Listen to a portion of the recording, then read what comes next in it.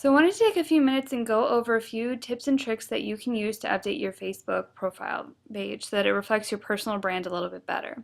So let's say hypothetically I'm looking for a new job. What I've done here is I've updated my profile picture so it's a professional headshot, and I've updated my cover picture to say a little bit more about who I am without really giving away too much. So in my profile picture, it's me and my twin sister, which is always my unique fact about myself, and we're in Paris outside the Louvre. So what that says to a prospective employer is, oh, this person likes to travel, which is true, and it's definitely a positive thing. And if people who I'm interviewing with have also been there, then it kind of helps start a conversation in a more organic way. Another thing that I talk about in the content of this blog is the importance of sharing content related to your field. So here is a blog that I follow called Social Media Examiner, and if I want my fans to come to me as kind of the social media go-to person, I can just very easily share the content from the blog right on my page and kind of try to say, show my followers that I'm up to date on trends and that I'm the person they need to come to if they have social media questions. And, I can post like, great article. What do you think about the latest trends? And kind of get the conversation going. Another thing that you can do is I kind of try to use my Facebook kind of as like a working resume. So in the About section, I make sure that my job title is updated and my education is updated. If you click over to the About page, you kind of see, as I said, kind of a full resume of everywhere I've worked and my education.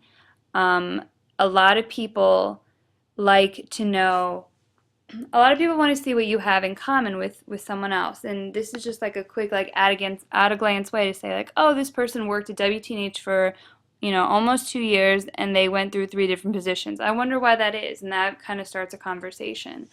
um, and then in terms of education, a lot of people follow sports, and I obviously went to a big university where sports was a big deal. So even now, I'll go meet someone at a networking event and they'll ask me about my college. So staying up to date with where you went to school is also really important because people do kind of remember you that way a little bit.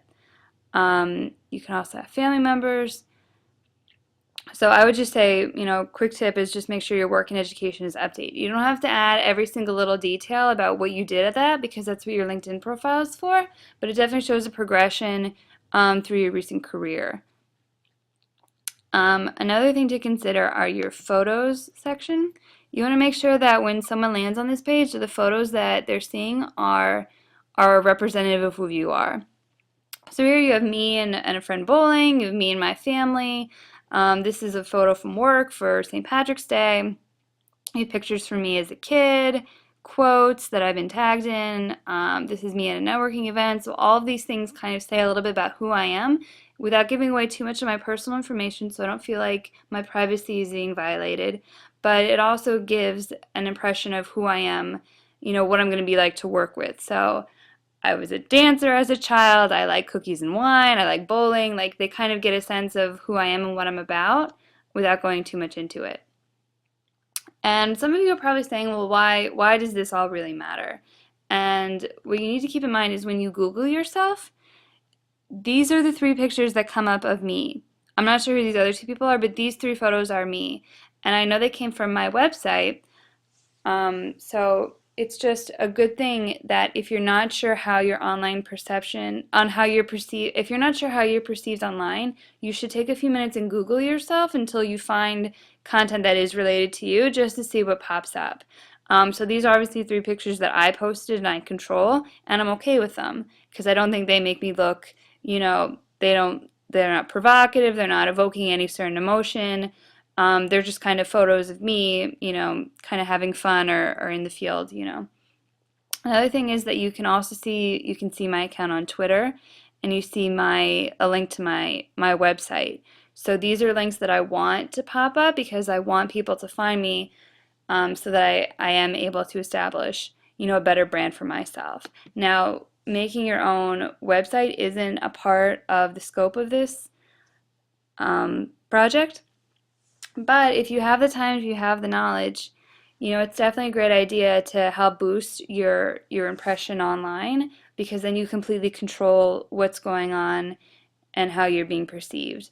For those of you who are curious, I made this in Wix, and it's a very easy way just to, click and upload pictures, create tabs. You can link to your Facebook, Twitter, and LinkedIn pages, and it's just, you can have work samples, bios. Again, if I'm trying to promote that I'm a social media expert, then here's kind of like a working portfolio of my knowledge of four of today's top social media platforms. So I would consider creating a website if you have the skills and if you have the time, but it's certainly not mandatory. So again, Facebook is really easy to keep updated. The only other thing I wanted to mention real quick is you should make sure that your friends also are representative of who you are, because who you associate yourself with is sometimes the closer your ties are to someone else, the more similarities you have. So if the people who are on your friends page look appropriate and they're not posting, kind of outrageous things, if their profile pictures seem, responsible, then you're going to seem a little bit more professional too. So thanks for listening, and if you have any questions, please feel free to write them in the comment section below.